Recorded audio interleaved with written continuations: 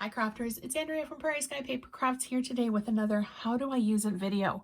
Today it's all about shimmer paint.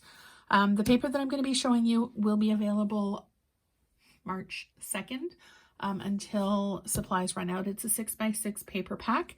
There is a coordinating stamp set and die that goes with it, and that will be in the annual catalog, but you can order it March 2nd.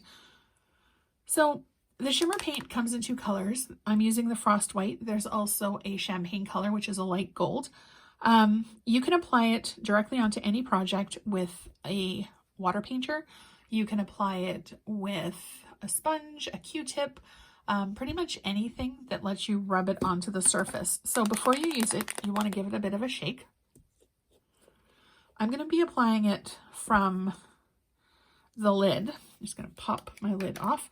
Now you can fill your aqua painter or water painter with water and a few drops of this to make a bit of a shimmer paint.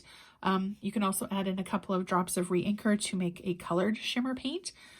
You can do it in a cup with the same thing, water, re-inker, and some shimmer. And you can also, for a super lovely, really stunning background effect, put it in a water spritzer with a little bit of the shimmer and give it a good shake because it will settle. It looks really pretty on darker colors. The navy, the black, it just adds just a nice little bit of dimension and shine so it's not quite so flat. So I'm just adding from the lid onto here, and you want to put a bit of a lighter coat just so that it doesn't take ages to dry, but it does dry quickly. And because it's wet going onto the paper, it will waffle the paper just a little bit. I remedy that by just doing instead of just 2 strips of the adhesive when I put it on my card, I just add maybe a second, third, fourth, depending on how big your piece is. I like to go around the edges and then one down the center to make sure that it's going to be stuck really, really well. So that is basically how to use it. And I'm going to show you a really fun technique that a friend of mine shared. It's messy. You're going to want to use some sort of hand protection, gloves. I don't have any, so I'm just going to do it. So I've got a piece of paper towel because I don't want liquid everywhere. I've got a piece of saran wrap that I'm just going to put onto my work surface. And you know what? I'm going to weigh it down with a stamp pad. Just because and a stamp block on this side, just because I don't want everything to go everywhere. So the first thing that I'm going to do is take my water spritzer and spray my surface.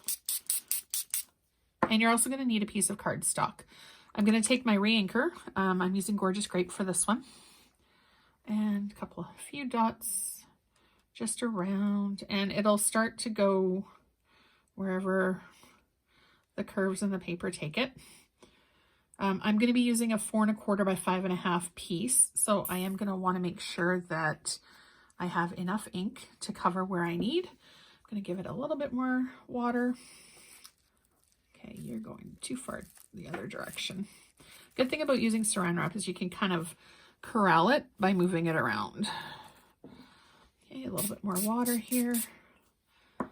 And then I'm just going to take my shimmer paint and I'm going to add just a couple of drops. You're going to want to go slow so that it doesn't go everywhere. So 1 drop there. I'm going to do a drop over here. And I think I'll do one in this big puddle here. Whoops, that was more than 1 drop. Okay, and you can kind of see how it's starting to feather out just a bit. I'm going to, add just a little bit more water. And I'm going to take my 5 1/2 by 4 1/4 piece of cardstock, and I'm just going to spray it over the side because I don't want my entire work area covered. You can also do this with watercolor paper or with the Whisper White or Basic White Thick. This is just the regular. And then as you're working it, you can kind of go underneath or flip it over. Whoops.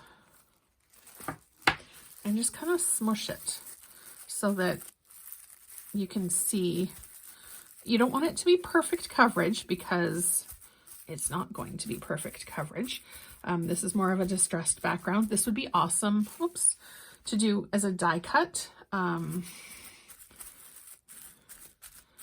or punch out pieces. It would be really pretty.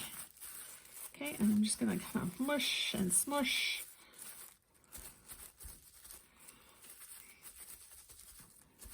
See, making a mess, but it's all good. And having it on the plastic means that it's not going to dry quickly, so you can kind of get it where you want it in the proportions that you want it. Okay, so I'm fairly content with how that looks. Now, I'm just going to let it dry. You can give it a blast with your heat tool if you wanted to, as I've got purple everywhere.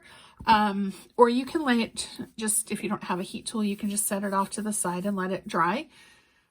I would either tape down the edges so that it dries flat, or layer it with paper towel and then put something over top of it. Now I'm just going to let this dry, and I will create a card with it, which I will post on my Facebook page, Prairie Sky Paper Crafts. Don't forget to hit subscribe to be notified every single time a new video goes live. And if you're in Canada, shop with me, andreaestinson.stampinup.net. If you have any questions, please comment below and I will be happy to answer them. Thanks for watching and have a great day.